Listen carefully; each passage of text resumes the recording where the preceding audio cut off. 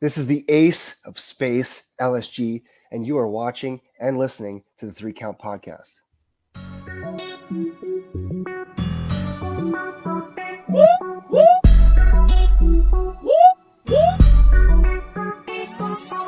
I'm in fashion, roll with cold passion. Welcome everybody to another great edition of the 3 Count Podcast presents Now Entering, and I'm your host Clifford Red Dog Miller, the man that leads you up that mountain called wrestling. And like every good Sherpa, which I like to think I am, and after our 280 something episode, I would want you to finally do what you do with Roman Reigns. Acknowledge me. Okay, as your Sherpa. But like every good Sherpa, it's never about me. It's about who's entering. So who's entering the ring today? You can find this man at Invictus. You can find this man at Fight, WrestlePro, AEW, ESW, WXW, MFPW, ISPW, Excite, ROH. He is the Human Rocket. He is the King of the Kill. He is the Ace of the Space. He is Leon St. Giovanni, or better known as LSG. What's up, man? What's up, Red Dog? Yo, what's Thank up, you man? for having me. Hell Nice yeah. intro. That was a hot intro. Thank you. Yeah, I'm fired up. appreciate it. I'm fired up. Yo, I was telling people, I was like, yo, I'm available for intros. Like, if people want Yeah. me, like when I retire out of like competition and stuff, and I'm like, yeah, I'll just be somebody's manager. I can still set it off. Hell yeah. Yo, so we met at 1CW, man, Yeah. and I've seen you a couple times work over at 1CW, and I was like, I finally kind of balled up and was like, hey man, do you want to come on our podcast? Because I was it's different being around some people that you like have been to some places, and you're just kind of like shy about like asking people. So I was like, let me just reach out and just talk to them, because obviously like that's how all great conversations start. Yeah, man. You'll never know until you ask. So I'm glad you asked, though. Definitely, I love talking, telling my story, telling people about me. Introducing myself to new fans, to new listeners. Hell yeah. Well, the first question right off the Yeah. jump is, who is LSG? Well, LSG was definitely a kid who dreamed of being a wrestler, but never thought it was possible. Never thought that was something you could actually do with your life.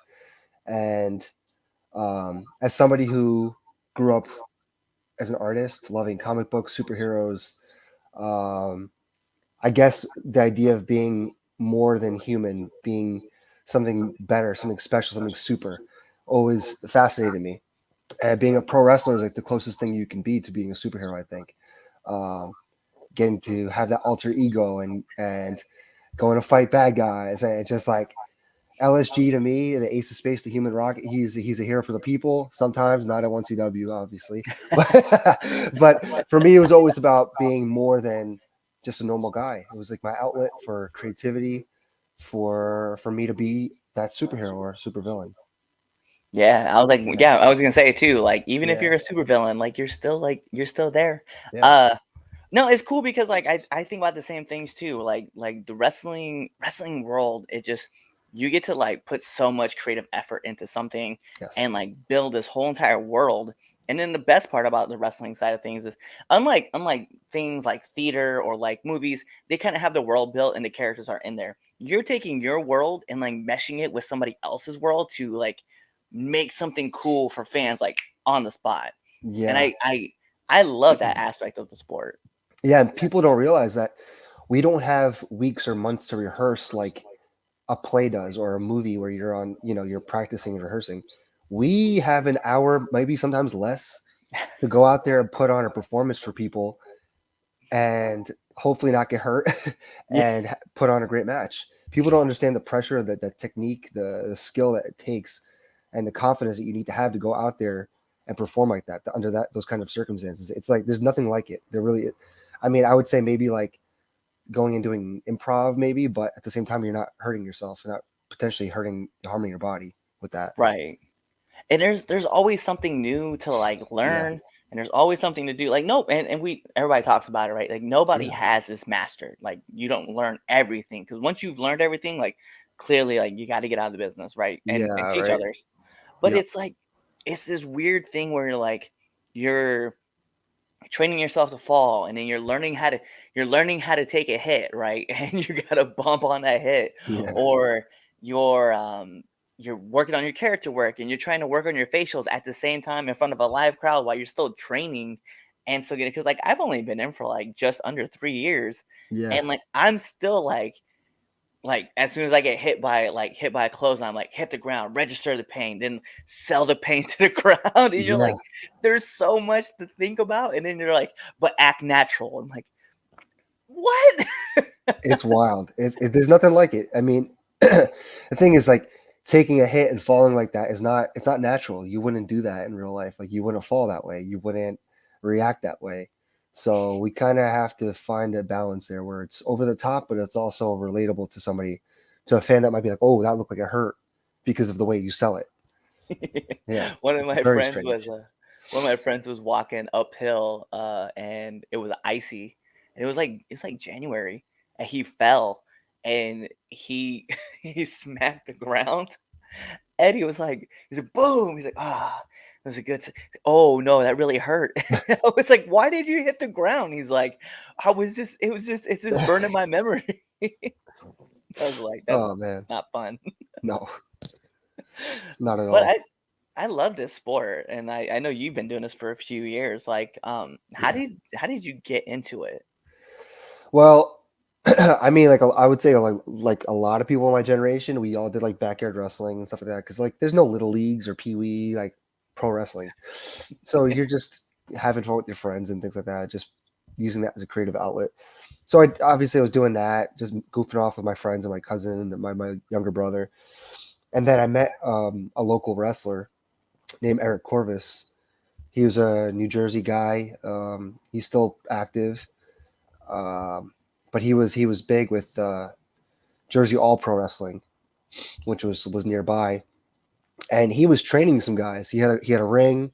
He was training some dudes, and he took a liking to me and asked me if I wanted to train with them. So for me, I didn't think it was possible. Like I said, to even pursue wrestling, like that just seems so crazy to me. Like who becomes a pro wrestler? Like you see it on TV. It just seems so far off of anything. Uh, but I was like, yeah, screw it. Why not? I'm going to try it. So took that route, started jumping from school to school, and then eventually found the Monster Factory. That's where I was like, I would say I was formally trained there. I was there for like 4 years. Um, and that's how I kind of made all my connections and met people in the business at the Monster Factory down in Paulsboro, New Jersey. Yeah, I know a lot of people that work out of the Monster Factory. Yeah. Like it's insane to see like the names and the people that get pushed out of the Monster Factory, and you're like, wow, like Yeah. talk about like a legacy of like having like great talent come through and then just like branch out and then Yeah. you have everything that happens, right? Because like even you have other places that spawn off, maybe in Georgia, that came from the factory. Literally, that's what happened. You have QT Marshall, who was one of my trainers there at the Monster Factory. He left and started his own thing down in Georgia. Now he's got the Nightmare Factory with Cody. So it's cool to see the influence that we have, and like you see the guys on TV that are killing it.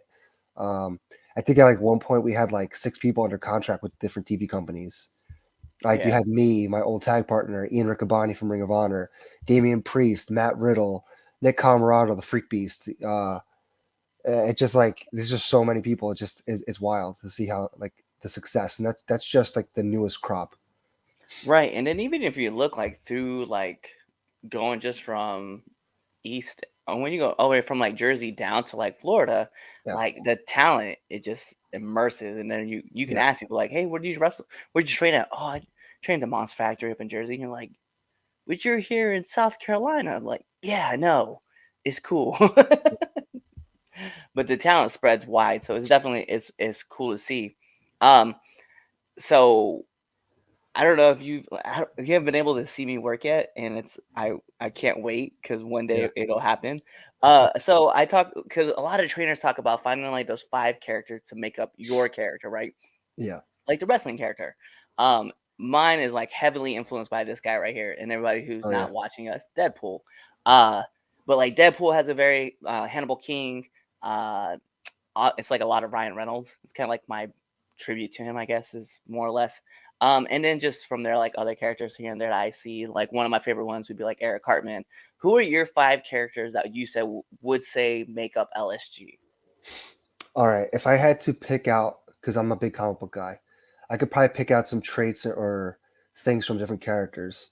Um, one would be it's got to be Superman because he's got that Clark Kent, Superman, dynamic there where he's got to be two different guys.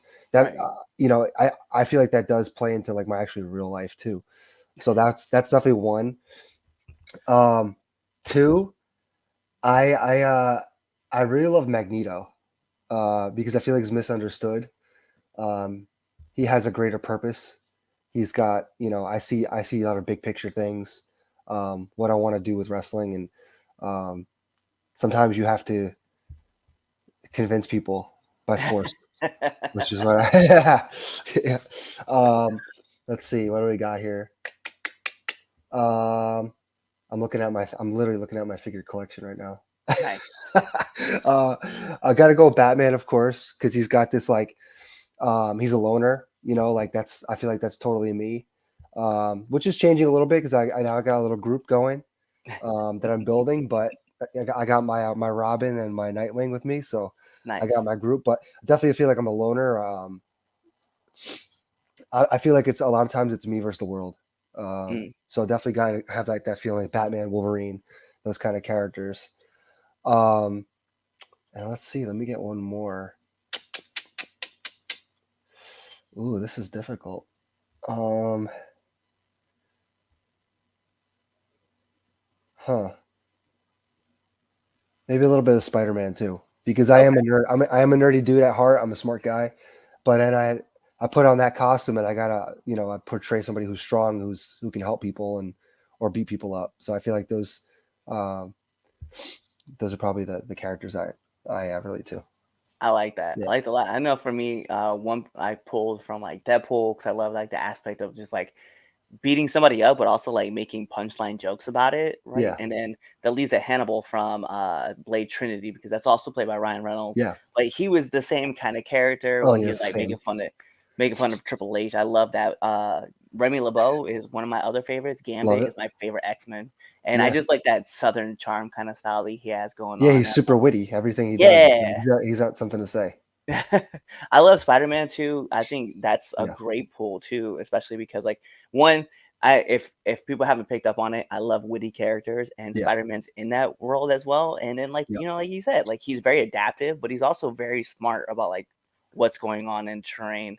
I love yeah, your pull though about Magneto. I definitely that is cool because like that is a dude who's very misunderstood and a lot of people keep thinking all the time that he wants like the worst, but he actually just wants yeah, the best for people who represent what he has yeah. and not necessarily what everybody else wants. And I love Which I that. love. Which I mean, that's why I loved the newer like the prequel movies because Michael Fassbender's version of Magneto, he really got into that, and like they show that side of Magneto that you kind of relate to and you can understand why he's damaged or why he's hurt and why Right. he does what he does.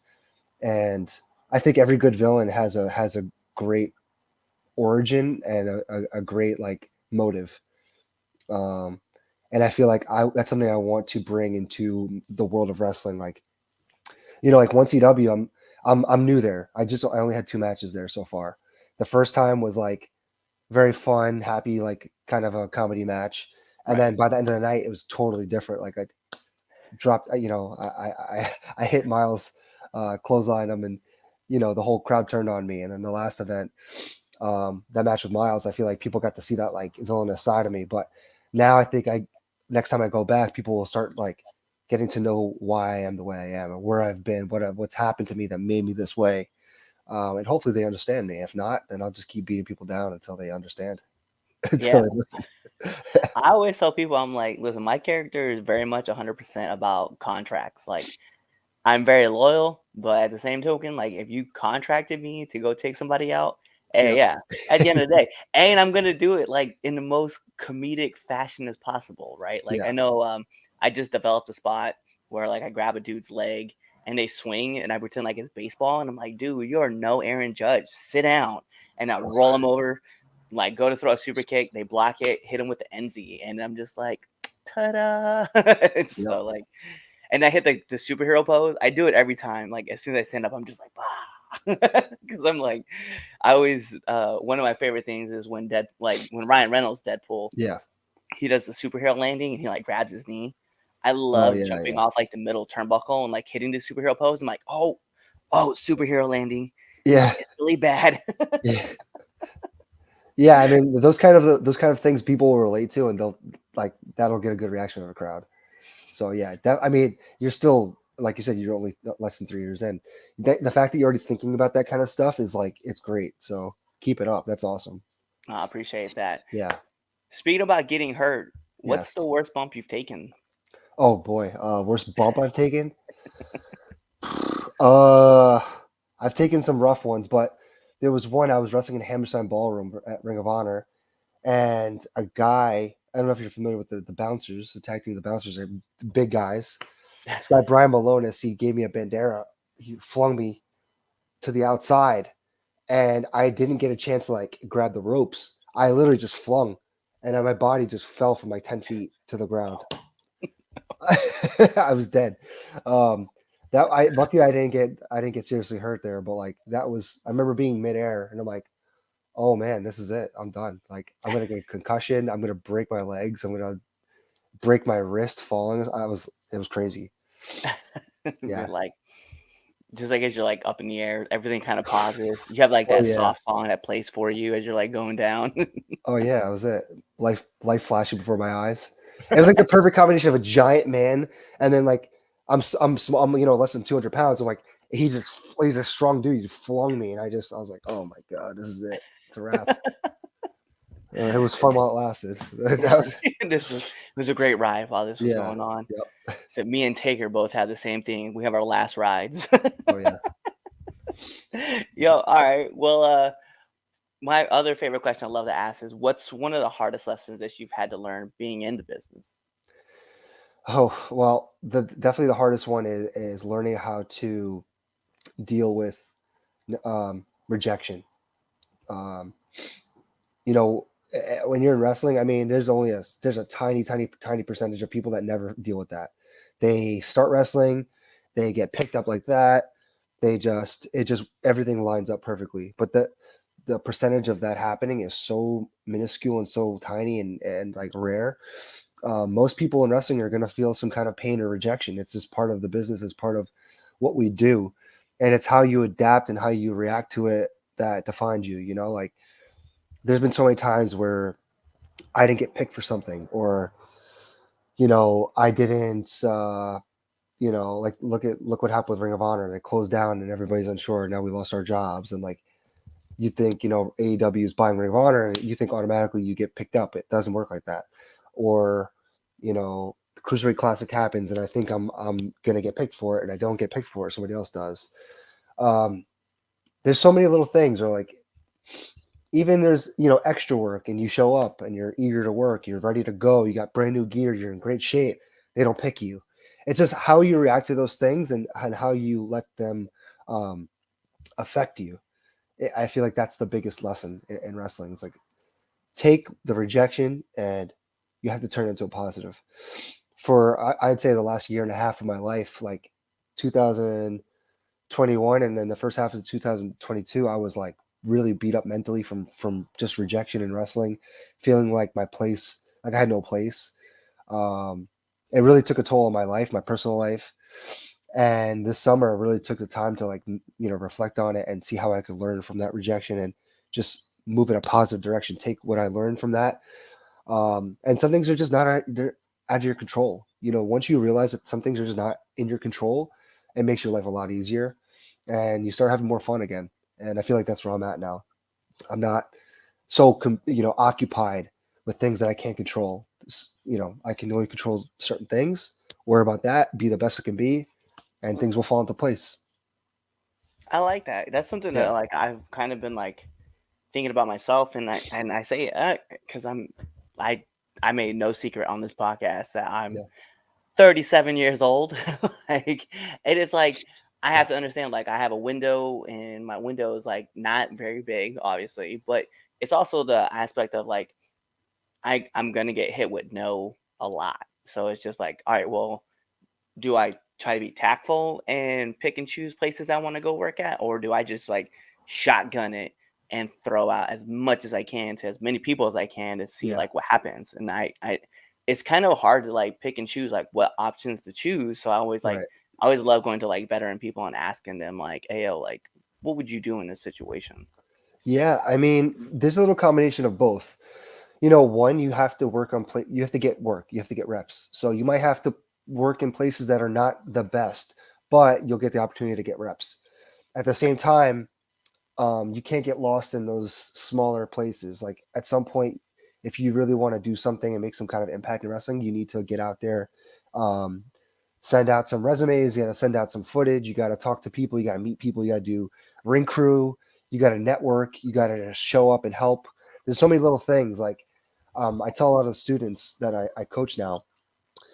You know, sometimes you have to sacrifice getting a booking because there might be an opportunity to go learn from someone, or there might be an opportunity to meet somebody that could help you. So there just has to be a balance there. Um, I see a lot of people who maybe they don't want to make it or they don't really care about that stuff. That's fine. That's cool. Like there's nothing wrong with that. You could be a weekend warrior, somebody who does the smaller shows and just has fun with it. That's cool. But if you do have that desire to like go to that next level, you have to make sacrifices. You might have to give up a booking. You might have to go set up chairs that are at like a TV taping somewhere, or you know, for example, like I'm not sure when this will air, but there's like a MLW Major League Wrestling show coming up in Philly, and I know people are going to go there to help out with ring crew. Or there's New Japan; they have a show coming up, I think in Boston, or sorry, New York, where they're going to need ring crew, and you might have to sacrifice getting your own booking that weekend to go do that, to meet people, to like network and learn. So it really depends on what your goals are. Once you define those goals, then it makes it a little easier to sacrifice a booking to go do this and network. But yeah, it really comes down to what do you want to do in this business? What do you see yourself doing? And then you have to just apply yourself and take that path. There's many routes. There's no it's not black and white, you know what I mean? There's Yeah, different ways to get there. yeah, I notice that a lot when I talk to a lot of different people, and then they look at me and they're like, "You're you're not anywhere where like," because I guess I don't know. There's like an aspect of like what people would think from like a second or third year kind of Yeah. person, but I was also like, I'm like, yeah, but I was in the military, bro. So like I have a lot of different mindsets, and I have an Yeah. older mindset, and like obviously like I kind of like look for what I'm looking for, and that's why I was saying I was like I love listening to people who have like been to places that I haven't been to, Yeah. and I'm like now I'm like all right, cool. Now I got more comfort of like all right, if I tell this promotion like I can't make it because I have to go there, I have to Yeah. do this. I mean, I know most people will be like, no harm, no foul, right? Because they're gonna be Yeah. like, whatever, that's cool, bro. Thanks. Absolutely. And I'm telling you, like for anybody who's listening, and this goes for any kind of, I think, any kind of form of entertainment, especially with wrestling. So if you have any aspiring wrestlers out there, like if you tell a promoter that, hey, look, I gotta go do extra work, I gotta go help out at this thing, this is a great opportunity, and if they get upset at you, they don't care about you. That's what it comes down to. If they really care about you, they should be supportive of that. Sometimes you have to make those sacrifices, and like it's cool when your home promotion or like those smaller shows understand if you got to pull off to do this, like you know, really you've got one life, man. You gotta take advantage of any opportunity that comes your way. Gotta do it. Yeah. Gotta do it. So actually, so it's funny because I was gonna say like, what advice would you give to upcoming wrestlers? But you kind of already hit Yeah. it on the head. So I guess my next question is gonna be: you've been to a lot of different locker rooms, you've been in a lot of different Yeah. areas, right? Even like internationally. So the question really becomes: give me one do and one don't of the locker room. Um, okay, I'll give you the one don't first. Um, the one don't I would say is well, don't trash a locker room. Yes. Okay. Okay, don't do that. Remember, usually whatever venue that is doing you a favor, letting you use a locker room. Um, they're helping the promotion out. You know, I'm big on that. Like, I go to a locker room, I make sure that place looks clean. It looks like we weren't even there when it's done. So don't treat that place like it's trash. Okay, that's like, to me, the locker room is a special place, and you don't want to lose business, obviously, for the promotion you're working for. And then a big do, take advantage of the people that are there. You know, if there's veterans, people who've been around, talk to them. Don't isolate yourself. Go listen to them. Actually, a big thing I give props to my younger brother. He's wrestling now. He loves to go listen to people call their matches. Mm. So he'll ask, "Hey, can I listen? Can I listen to you call your match?" I was like, "Yeah, sure." So he'll stand there and just listen. So like, the only way you're gonna get better is to be around people that are better than you. So for aspiring guys, go talk to those people, pick their brains, listen to them, listen to how they call their matches, watch them wrestle. If you're done, you know, there's a lot you can do to better yourself, even when you're not actually in the ring. There's a lot you can do in the locker room to better yourself. Yeah, or you just like build a podcast and just ask people to come on your podcast. Yeah, And you you could do can that ask too. people all the questions here Yeah, too. exactly. That's what I was telling. We would talk about it. Me and a couple other wrestlers were talking about it, and they're like, I've never seen someone come up with the idea of like, as you're making your journey, Yeah, grabbing other wrestlers and like talking to them and bringing them on the air. And I was like, it's so weird that there's not a podcast out there that would do that. So I was like, I mean, I've created a platform for that. And I was like, yo, this is actually a lot of fun where I get to talk to people and get to know them, one, on a personal level, but two, on a yeah, professional level as well. So yep. I was like, yeah, I never thought about that. Just asking people if I could just sit around and listen to them call a match, so that way I could kind of Yeah, like it's so hear weird. their My brother said that, I was like, "What the hell?" I was like, "I never even thought of that," but that's a good That's idea. that's such a great thing. I'm like, I oh, mean, I'm gonna start doing that. I've done it before where like not the same thing, but I'll ask a veteran, "Hey, can you listen to the match that we have called?" Like we'll go over the match and like, "Hey, can you listen to it?" But to go there and listen to someone call their match, it's like, wow, that's actually impressive. So that's something I'm going to tell students to do from now on. Like, hey, you got free time during the show, like pick a veteran's brain, listen to them call a match. Yeah, because I know like there's a few other wrestlers that I like to hang out with that are like they've been a lot longer than I have, and I never thought about just, hey, yo, can I just sit here and just listen to you all call your match, Yeah, and just start jotting notes like, oh, yeah, okay, yeah, that makes yeah. I'm perfect telling you, sense. like, I mean, look, it happens every locker room. Like even 1CW, I don't even mind saying it. You look around the locker room, you see who's like really taking it seriously, who's not. Um, some people just goofing around. Some people look like they're in the zone. They're trying to learn. They're trying to get ready, prepared. Some people they just have fun. That's fine. But you could tell who's there to like take that shit seriously. Um, so for aspiring guys, if you want to take this shit seriously, if you want to make a career out of this, you got to think about those little things. Every time you're near a wrestling ring, it's an opportunity to learn. Mm-hmm. Yeah. I can attest. Yeah. I love that aspect too. I Yeah. had my first real big match it was a real big match because it was for me.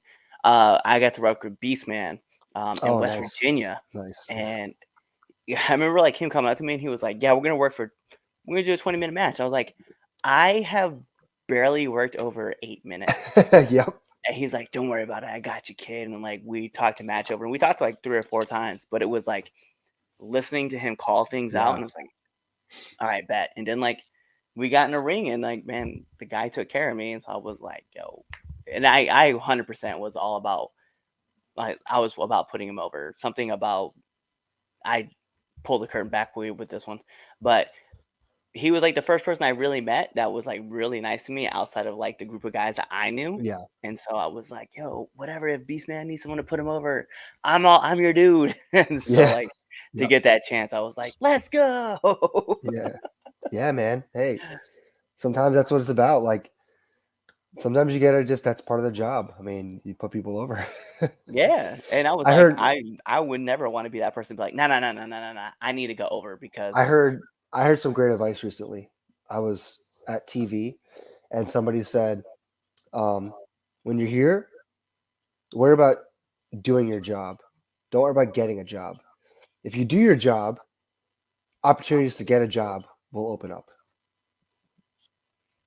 I I like was like, that. wow, damn. Yeah. Very Because philosophical. people show up and they think they're gonna get signed just by like getting a dark match. Like, it doesn't work like that. Do what you're asked. Be a team player. Be somebody that they can trust, and you keep doing that, and you have a good reputation, and doors will open for you. I like that. I like Yeah. that a lot. I definitely will be like, Yeah. if I ever get that well, I don't want to say if, when I get that opportunity, I'm definitely just gonna be like, hey, yo, let me just what do you need me to do? Just get beat up? All right, cool. You're gonna Yeah. throw me out of the ring? Can we find another way to like just destroy me other than that? Because I don't want to fly outside the ring.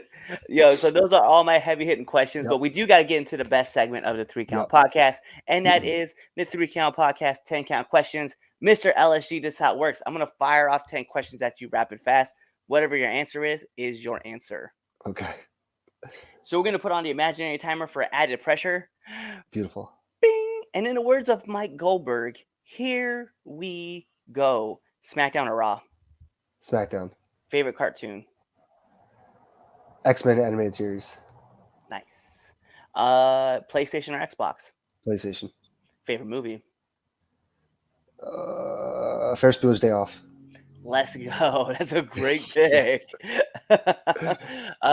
Batman or Superman? Batman. All right. Favorite actor?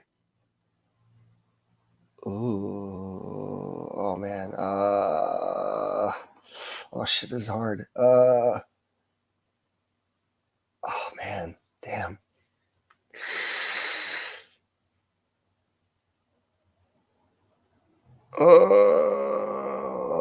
Let's go Ben Affleck. I like him. Okay. Yeah. Okay, Yeah. I like it. Marvel or DC? Ooh. I'm gonna have to go with Marvel. Okay. Favorite podcast? 3 Count Podcast. Let's go, right? It's not like we have Let's this go. thing marketed everywhere, man. Somebody Let's sees go. it. Nominate one person that you want to see on this podcast. Gabby Ortiz.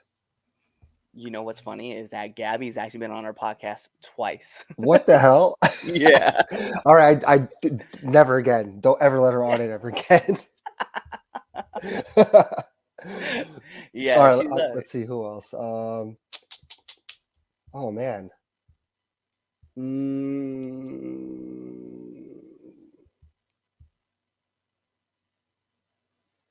Me. I'll come back on. Yeah, I'm all about that too. Yeah, I'll be We back. can definitely run this back. Do a round 2. I'm all about it. Yeah. Last but not least, my favorite question I ask every single person who comes on this show: favorite curse word? Oh. Gotta be fuck.